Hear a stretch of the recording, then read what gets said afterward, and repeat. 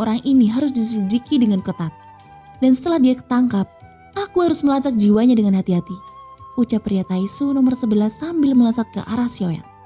Matanya terfokus pada Xiaoyan, seolah-olah dengan Xiaoyan bisa menggunakan armor dewa palsu adalah masalah yang sangat serius.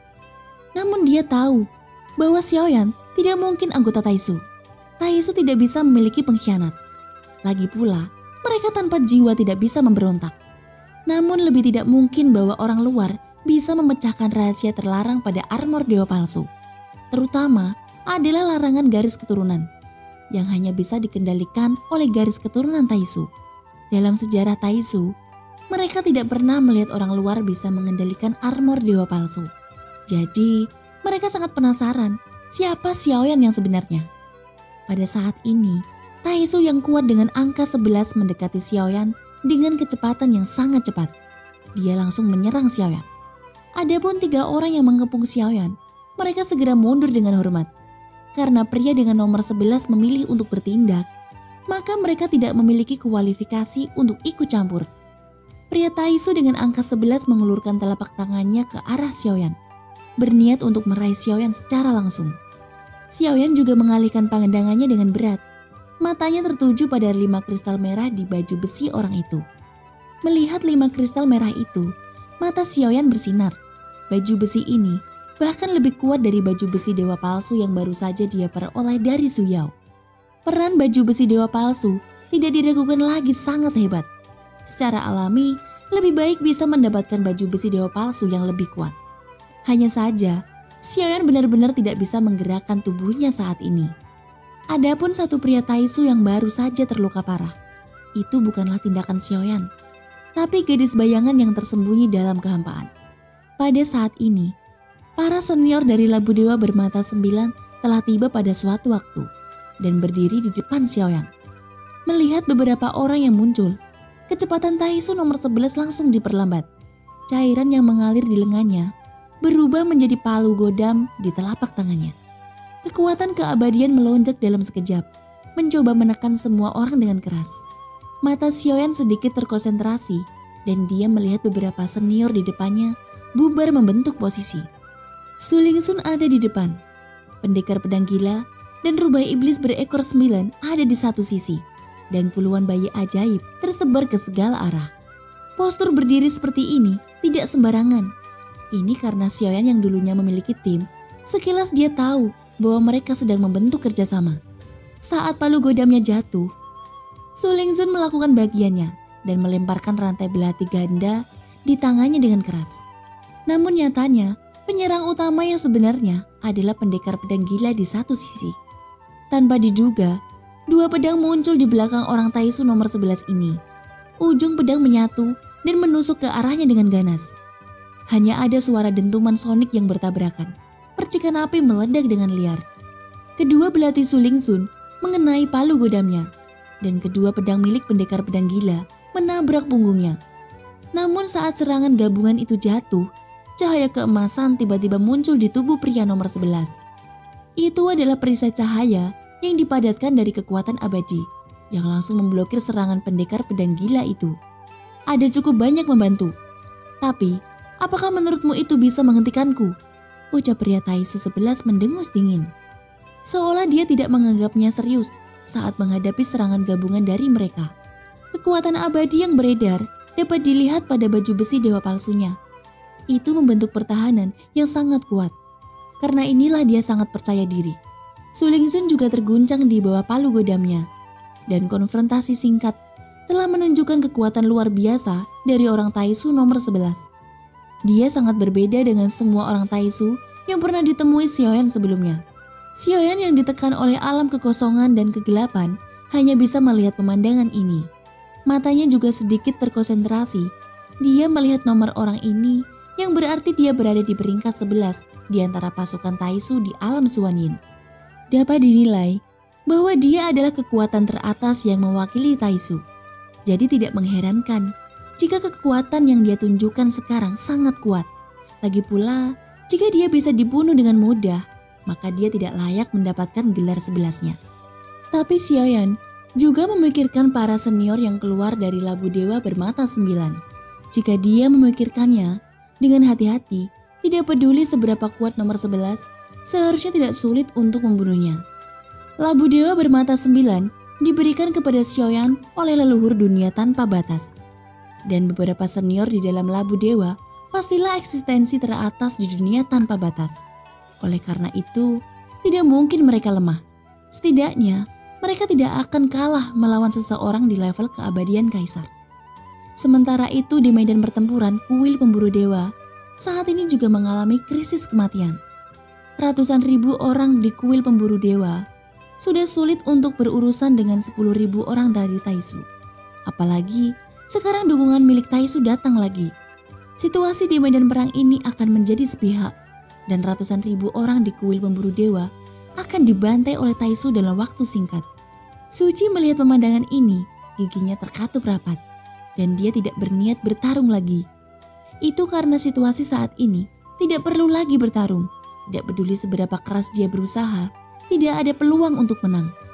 Dia tidak memiliki kekuatan untuk melawan pasukan Taisu yang begitu kuat. Meskipun kuil pemburu dewa memiliki ratusan ribu orang, tetapi sebagian besar dari mereka hanya dewa Dao. Dan hanya ribuan orang yang sudah di level keabadian kaisar. Sedangkan di pihak Taisu, semuanya rata-rata memiliki kekuatan keabadian. Kesenjangannya sangat besar, jadi hasilnya tidak perlu dipikirkan. Tetapi sang ratu masih tidak berniat mundur. Sepertinya dia berniat untuk melawan Taisu di sini. Suci memandang sang ratu dan selalu merasa bahwa sang ratu sedang merencanakan sesuatu. Melihat Taisu yang keluar dengan kekuatan penuh, hal itu mungkin juga tujuan sebenarnya dari sang ratu. Namun sang ratu belum bergerak sampai sekarang. Jika penundaan ini terus berlanjut, maka korban jiwa pada pasukan kuil pemburu dewa menjadi tidak terhitung. Suci sudah melakukan yang terbaik untuk pasukannya, dan dia tidak pernah menyepelekan hidup mereka. Dia peduli dengan kehidupan semua orang di kuil berburu dewa. Ini karena mereka adalah darah dari kuil pemburu dewa. Keberadaan kuil pemburu dewa adalah karena kekuatan semua orang. Suci melihat sosok-sosok yang meninggal secara tragis itu. Bagaimana mungkin dia tidak berasa putus asa? Sang ratu, teriak Suci. Tubuhnya sedikit gemetar dan ratusan ribu orang di kuil pemburu dewa tidak dapat menahan lebih lama lagi. Dalam waktu singkat ini, Suci tidak dapat mengendalikan kelangsungan hidup seluruh kuil pemburu dewa. Di depan hidup dan mati seperti ini, tidak ada artinya lagi statusnya sebagai pemimpin kuil. Sang ratu tidak melihat ke arah Suci, tetapi melihat sosok perkasa Taisu yang bergegas maju. Kepalanya sedikit miring. Tiba-tiba dari suatu tempat di kehampaan, panah cahaya yang tak terhitung jumlahnya muncul. Setiap anak panah mengeluarkan suara angin pecah, dan kemudian dengan kencang datang mengaum dari segala arah. Sosok-sosok Taisu yang berlari kencang itu terkejut dan segera meluncurkan pertahanan. Untuk sesaat, percikan api memercik kemana-mana. Anak panah yang tak terhitung jumlahnya meraung dengan cahaya biru. Lalu dengan panik, memberondong semua tentara elit Taisu. Hujan panah tidak berlangsung terlalu lama. Itu hanya sesaat. Tetapi menyebabkan semua pendukung Taisu mandek di kehampaan. Tidak ada dari mereka yang bisa bergabung di medan perang. Tujuan dari hujan panah tampaknya untuk menghentikan mereka. Tetapi tingkat hujan panah ini tidak menyebabkan kerusakan yang berarti pada mereka. Jadi, itu hanya bisa menghentikan mereka sesaat. Namun saat mereka akan memulai lagi, tiba-tiba distorsi ruang mulai muncul di kehampaan di depan mereka. Tepatnya, itu adalah area kehampaan yang luas di sekitar mereka yang terdistorsi. Suasana kuno dan tandus menyebar di kehampaan ini. Kehampaan yang terdistorsi menyelimuti semua orang di dalamnya, dan energi kehancuran berangsur-angsur menjadi lebih intens dan lebih jelas. Dalam kehampaan di mana sebelumnya tidak ada apa-apa, tiba-tiba pelangi berwarna-warni muncul. Pelangi itu langsung mengalir melalui seluruh kehampaan yang gelap gulita dan warna-warni indah menyebar. Bagian atas kepala semua orang bukan lagi kehampaan, tetapi berubah menjadi sepotong langit. Di bawah mereka, pilar batu yang tak terhitung jumlahnya muncul dari kehampaan. Kemudian melesat ke langit dan berubah menjadi pilar istana satu demi satu. Setelah hanya beberapa saat, tempat di mana setiap orang berada menjadi sebuah istana besar yang muncul di langit. Itu memancarkan atmosfer gelombang kuno. Pada saat ini, Pupil mata Suci tiba-tiba menyusut. Matanya melihat sekeliling. Nafasnya tampak tersendat dan dia sepertinya tidak dapat menerima pemandangan di depannya. Tidak mungkin, itu adalah istana nirvana abadi. Aku hanya pernah melihatnya di satu tempat, tapi tempat itu seharusnya sangat jauh dari sini. Mengapa itu muncul di sini? Ucap Suci sangat terkejut dan berpikir, sang ratu saat ini hanyalah jiwa yang tersisa, tapi dia masih memiliki sarana untuk memindahkan istana abadi nirvana ke sini. Sungguh luar biasa, ucap Suci kembali. Memikirkan hal ini, Suci tiba-tiba menertawakan dirinya sendiri. Dia sebelumnya memiliki rencana konyol untuk melawan sang ratu. Bahkan jika sang ratu hanya gumpalan jiwa yang tersisa, jika dia ingin menghancurkan kuil pemburu dewanya, itu pasti dapat dilakukan dengan beberapa gerakan. Oleh karena itu idenya untuk melawan sang ratu hanyalah kebodohan yang pernah dialami Suci. Namun Suci tidak bisa dikatakan salah. Lagi pula, ada beberapa yang kuat yang ada di rumor. Kekuatan menakutkan itu akan diperbesar di rumor, tapi juga akan dilemahkan oleh waktu. Lambat laun rumor tersebut tidak lebih dari omong kosong, dan rasa takutnya tidak lagi menakutkan. Pada akhirnya, Suci berpikir bahwa dia cukup kuat dan mencapai tingkat kepercayaan diri yang tinggi. Dia pikir dia telah mendaki gunung yang tinggi. Tetapi ketika dia melihat ke atas saat ini, dia menyadari bahwa dia masih berada di kaki gunung. Dan perasaan seperti ini telah membuat Suci merasa seperti semut. Saat ini dia berada di luar kendali. Tepatnya dia tidak memenuhi syarat untuk berpartisipasi. Mata Suci tertuju pada Xiaoyan. Dia menatap Xiaoyan yang tidak bisa bergerak. Meskipun dia terlihat agak menyedihkan, tetapi Xiaoyan masih menjadi protagonis. Xiaoyan menjadi target utama untuk petinggi Taisu. Sementara Suci merasa telah menjadi tentara dan jenderal kepiting. Dia tidak dianggap serius sama sekali. Kali ini Suci juga merasa dirinya tidak lagi bersinar. Penampilan Xiaoyan sangat mirip dengannya. Sejauh ini, Suci belum menemukan alasannya. Meskipun Xiaoyan berasal dari dunia sensi, tidak mungkin ada dua orang yang identik di dunia. Tapi dia melihat perasaan akrab ketika melihat Xiaoyan, dan bahkan memiliki ilusi bahwa dia adalah tiruan dari dirinya sendiri. Hubungan macam apa yang ada antara kamu dan aku? Mungkinkah aku hanya tiruannya? Gumam Suci dengan ekspresi rumit. Matanya sedikit menyipit. Dia bahkan tiba-tiba merasa bahwa dunia telah menjadi tidak nyata. Sang ratu telah berjanji pada Suci untuk memberi mereka berdua kesempatan untuk bersaing secara adil.